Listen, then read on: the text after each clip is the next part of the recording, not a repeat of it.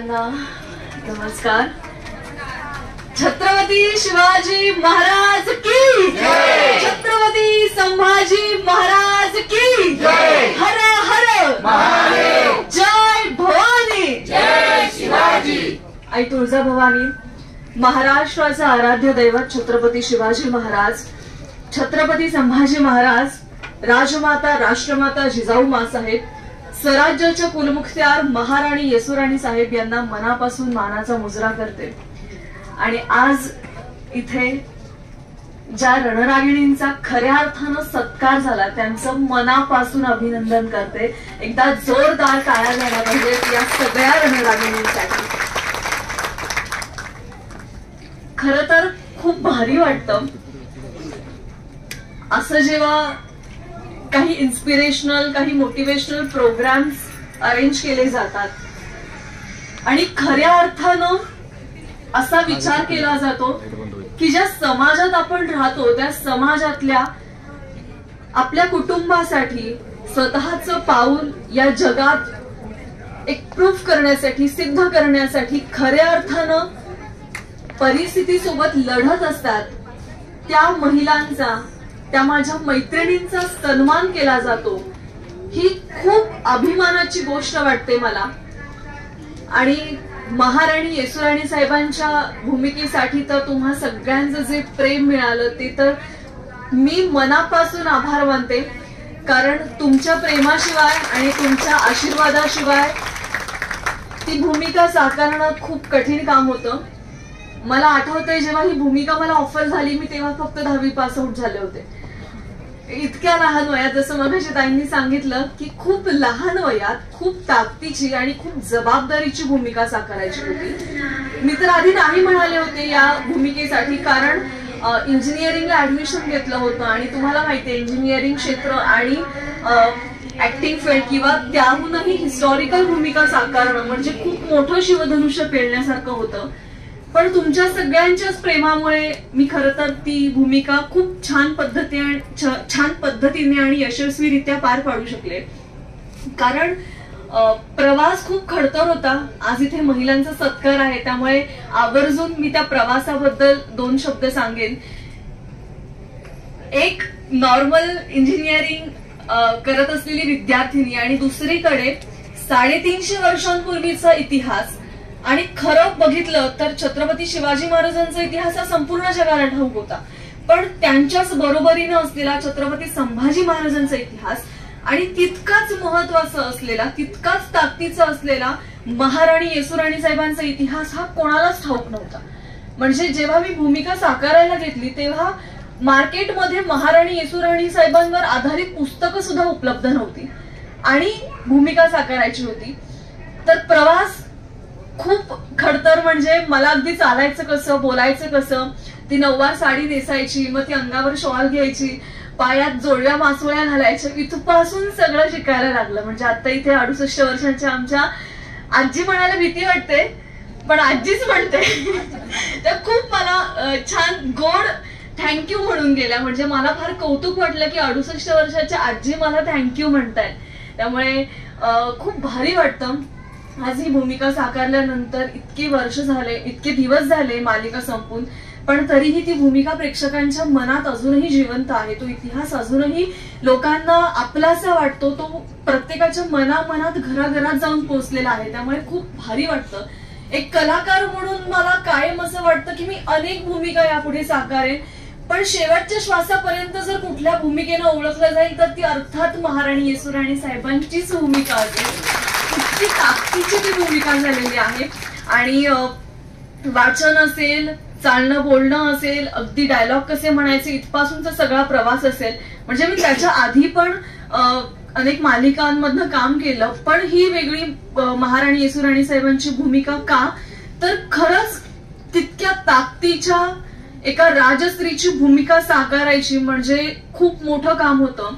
छत्रपती संभाजी महाराजांच्या मृत्यूनंतर ज्या स्त्रीनं 29 वर्ष औरंगजेबाच्या कैदेत घालवली आणि तरीही शेवटच्या श्वासापर्यंत भगवा राखला, स्वराज्य राखलं आणि त्या महाराणी येसुराणी साहेबांची भूमिका साकारणं म्हणजे माझ्या दृष्टीने खूप महत्वाचं आणि खूप मोठं काम होतं. पण आता मालिका संपल्यानंतर फार कौतुक वाटतं की जिथे जिथे जाते तिथे ताईसाहेब, राणीसाहेब म्हणून आदरातिथ्य केलं जातं, पटकन मुजरा केला जातो. तर मला असं वाटतं की जेव्हा मालिका किंवा ती भूमिका सुरू केली तेव्हा एक जिद्द होती, एक तळमळ होती आमच्या सगळ्याच टीमच्या मनामध्ये की हा छत्रपती संभाजी महाराजांचा इतिहास, हा महाराणी येसुराणी साहेबांचा इतिहास प्रत्येकाला कळावा, तो प्रत्येकाच्या मनामनात घराघरात जाऊन पोहोचावा. आणि लिटरली सांगते की आम्ही जेव्हा शूट करत होतो तेव्हा बाहेरच्या देशांमधनं व्हिडिओ कॉल यायचे. अजूनही जगात हा इतिहास पोचलेला आहे, त्यामुळे फार कौतुक वाटतं. पण मी त्याही पुढे जाऊन असं म्हणते की कुठेतरी महाराणी येसुराणी साहेबांचा वरदहस्त पाठीशी होता आणि म्हणून मी फक्त एक माध्यम झाले हा इतिहास तुमच्या सगळ्यांपर्यंत पोहोचण्यासाठीचा. त्यामुळे मनापासून आभार माने. खरं तर शब्द नाहीयेत, पण अजूनही तुम्ही जेवढं प्रेम करता या भूमिकेवर तेवढंच माझंही आहे. आणि अर्थात शिकायला तर खूप मिळालं. मी कुत्रा मांजराला हात लावायला पण घाबरायचे, पण मी मालिकेत भरधाव वेगानं घोडा चालवला. म्हणजे आयुष्यात मी छान पद्धतीने हॉर्स रायडिंग करू शकते हा एक कॉन्फिडन्स मला आला. मी आधी हात लावायला घाबरले होते घोड्याला, पण माझ्या आजीनं मला सांगितलं की हा माऊलींचाच घोडा आहे. आपलं ज्ञानेश्वर माऊलींचा जसा घोडा असतो तसा हा माऊलींचाच घोडा आहे, या प्राण्यापासून काही भीती नाही. आणि मग तेव्हा खऱ्या अर्थानं मी घोड्यावर बसले. हळूहळू जे गिअर्स असतात, 5 गिअर्स असतात घोड्याचे, मी ते शिकले आणि खऱ्या अर्थानं हॉर्स रायडिंग मी केली. म्हणजे तुम्ही बघितलं असेल की महाराणी येसुराणी साहेबांची एंट्रीच ही भरधाव वेगानं त्या घोडा फेकतात आणि मग एंट्री आहे. त्यामुळे खूप छान शिकायला मिळालं. आता इथून पुढे सुद्धा खूप वेगवेगळ्या भूमिका आहेत. खरं तर सिंगल नावाची फिल्म ही काही महिन्यांपूर्वीच रिलीज झाली की जी कॉलेज गोईंग लव्ह स्टोरी होती. आता 8 मार्चच्या महिला दिनाच्या निमित्तानं लॉकडाऊन लग्न की एक कॉमेडी वेगळ्या धाटणीची फिल्म होती. आणि आता अनेक वेगवेगळ्या भूमिका आहेत, चित्रपट आहेत. ज्या घटनेला 75 वर्ष पूर्ण झाली ती घटना म्हणजेच मराठवाडा मुक्ती संग्राम या घटनेवर आधारित एक भूमिगत क्रांती म्हणून नवीन चित्रपट लवकरच आपल्या भेटीला येईल. अभिमानाची गोष्ट म्हणजे मराठी मुलगी म्हणून एक नक्कीच सांगेन की साऊथ फिल्म इंडस्ट्रीमध्ये सुद्धा पाऊल ठेवते. एक साऊथ फिल्म केलेली आहे की जी पूर्ण कम्प्लीट झालेली आहे आणि आता ती लवकरच रिलीजिंगला आहे. त्याच पद्धतीनं मुरारबाजी नावाची फिल्म की तुम्ही सोशल मीडियावर पाहिलंच असेल, जी फक्त मराठीत नाही तर संपूर्ण भाषांमध्ये प्रदर्शित होणारी लवकरच आपल्या सगळ्यांच्या भेटीला आहे. पुन्हा एकदा एक नवीन हिस्टॉरिकल कॅरेक्टर घेऊन, एक वॉरियर कॅरेक्टर घेऊन तुमच्या सगळ्यांसमोर येते. सो असं खूप काही पाईपलाईन मध्ये आहे आणि ते सगळं लवकरच तुम्हाला बघायला मिळेल. पण फार कौतुक वाटलं मला या पत्रकार संघाचं, पिंपरी चिंचवड पत्रकार संघ. खरं तर मला पुण्याचा पत्रकार संघ बऱ्यापैकी माहिती आहे आणि सगळे नोन आहेत त्यामधले, कारण मी पुण्याची आहे. त्यामुळे पुण्यात बऱ्याचदा अनेक कार्यक्रमांना पत्रकार संघांचा आमची भेटगाठ होत असते. पण पिंपरी चिंचवडमध्ये पहिल्यांदाच या पत्रकार संघाच्या निमित्तानं मी या कार्यक्रमाला उपस्थिती लावली. पण खूप छान वाटलं आणि फार कौतुक वाटलं मला अनिल दादा या कार्यक्रमाचं की फक्त एका क्षेत्रातल्या नाही तर वेगवेगळ्या क्षेत्रातल्या महिलांची तुम्ही खऱ्या अर्थानं निवड केली. आणि जेव्हा अशा पद्धतीने पुरस्कार दिले जातात ना, तर मला असं वाटतं की ही फक्त पहिली पायरी आपण चढलेली असते. कारण यश असून खूप लांब आहे, आपल्याला त्या शिखरापर्यंत जायचं आहे. आता फक्त ही एक शाबासकी आहे की तुमचा मार्ग बरोबर आहे, तुम्ही ज्या वाटेनं चालल्या आहात ती वाट बरोबर आहे आणि आता तुम्हाला खऱ्या अर्थानं ते शिखर गाठायचं आहे. त्यामुळे ही शाबासकी, हे टाकलेलं पहिलं पाऊल आपल्याला ते शिखर गाठण्यापर्यंत लक्षात ठेवायचं आहे आणि सांभाळून ठेवायचं आहे. फार कौतुक वाटलं की आमच्या एक ताई बॉडी तुम्ही घेऊन जाता. म्हणजे मी तर खरं सांगते, मी जेव्हा 10वी पास आउट झाले होते बोर्डाची अनेक बक्षिसं म्हणजे संस्कृतमध्ये 100 पैकी 100 घेऊन 94% मी हुजूरबागेतनं घेऊन पास आउट झाले. आणि मी तेव्हा ठरवलं होतं की म्हणजे अभ्यासाची आवड पहिल्यापासूनच आहे. म्हणजे मला कित्येकदा असं विचारलं जातं की इतकं छान ग्लॅमर फील्ड आहे तरी पण अभ्यास कशाला. म्हणजे मी last year computer engineering Pune university मधून first class with distinction without any backlog complete केलं. तर कायम प्रश्न असतो की इतकं छान फील्ड आहे, ग्लॅमर आहे, तर मग तरीही शिक्षण कशाला. पण मला असं कायम वाटतं की शिक्षण हे पाहिजेच, आणि आपण जेव्हा शिक्षण घेऊन समाजात उतरतो तेव्हा एक वेगळं स्टँडर्ड, आपल्याला वेगळं मार्केट मिळतं आणि माइंडसेट आपला खूप वेगळा राहतो. त्याच्यामुळे शिक्षण हे गरजेचं आहे. मग शिक्षण तुमच्या वेगवेगळ्या क्षेत्रांमधलं कुठलंही असेल, पण शिक्षण अभ्यास करून यश मिळवणं हे खूप महत्वाचं आहे. तेव्हा मी ठरवलं होतं की मी सायन्सला ऍडमिशन घेईन SP कॉलेजला, पण ते जे काही बॉडी वगैरे असतं ते बघून माझी कधीच ट्रेनिंग नाही झाली की मी सायन्सला ऍडमिशन घेईन. पण खूप कौतुक वाटलं की तुम्ही 7 बॉडी पोहोचवून इकडे म्हणजे प्राइज घ्यायला आलात. पण फार एकदा जोरदार टाळ्या झाल्या पाहिजे त्यांच्यासाठी. अनेक वेगवेगळ्या क्षेत्रातल्या अनेक सामाजिक महिलांचा इथे सन्मान केला, त्यांचंही खूप मनापासून कौतुक करते. खरं तर मी खूप लहान आहे, तुमच्या सगळ्यांना मी इथे प्राइज दिलं हे खरं तर अनिल दादांचं आणि त्यांच्या संपूर्ण टीमचं, त्यांच्या मनाचा मोठेपणा आहे की त्यांनी मला इथे बोलवलं आणि तुमच्या सगळ्यांचा सन्मान करण्याची संधी दिली.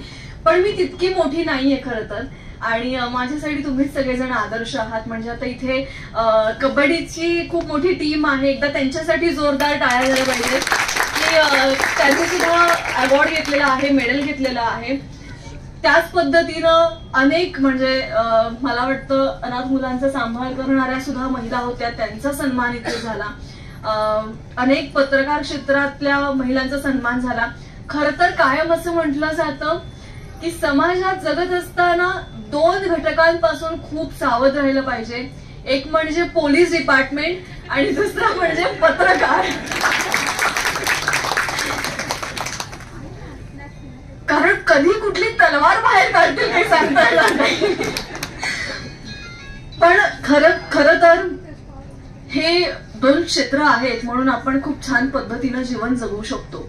त्यामुळे खूप अभिमान वाटतो की या पत्रकार क्षेत्रांमध्ये सुद्धा महिलांचा तितकाच हिरहिरीने सहभाग आहे.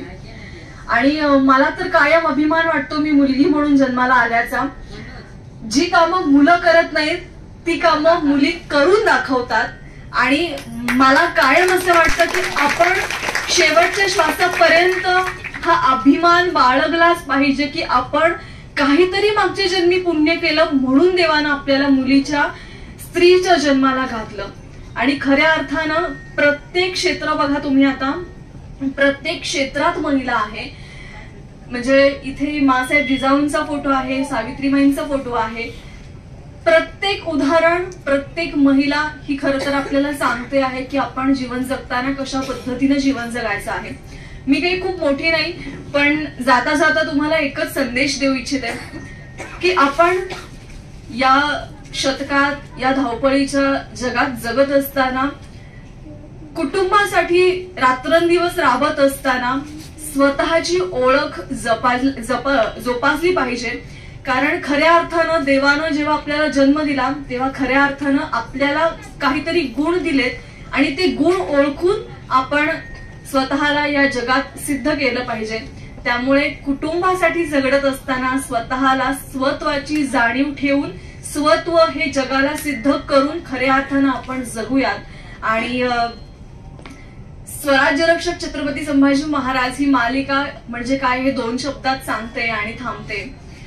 औरंगजेब बादशहाच्या 5 लाख फौजेशी सलग 8 वर्ष कडवी झुंज देणारा मराठ्यांचा दुसरा छत्रपती, ज्याने वयाच्या अवघ्या 32व्या वर्षी कराल काळाच्या वेदीवर आपलं मस्तक ठेवलं, परंतु छत्रपती शिवाजी महाराजांच्या स्वराज्यातील एकही महत्वपूर्ण किल्ला दिला नाही किंवा आरमारातील जहाज गमावलं नाही.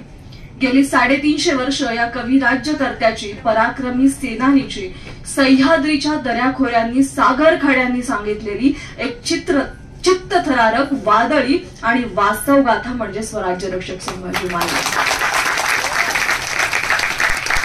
आणि या छान अशा कार्यक्रमात माझा देखील सन्मान केला त्याबद्दल पिंपरी चिंचवड पत्रकार संघ आणि अनिल सरांचे मनापासून आभार मानते. ही तुमची दिलेली शाबासकी नेहमीच लक्षात ठेवेल आणि आयुष्याची नवीन पुढची दिशा चढेल. आणि थँक्यू सो मच की इतक्या छान पद्धतीनं तुम्ही हा कार्यक्रम अरेंज केला. जाता जाता एवढंच म्हणे, चैतन्याची शिडे उभारू, आभाळ असंही माया पेरू, चैतन्याची शिडे उभारू आभाळासही माया पेरू परस्परांच्या दिशा पांघरून मिरवू चोहीकडे हळूच वळवू सूर्य उद्याचा आपण आपुल्याकडे हळूच वळवू सूर्य उद्याचा आपण आपुल्याकडे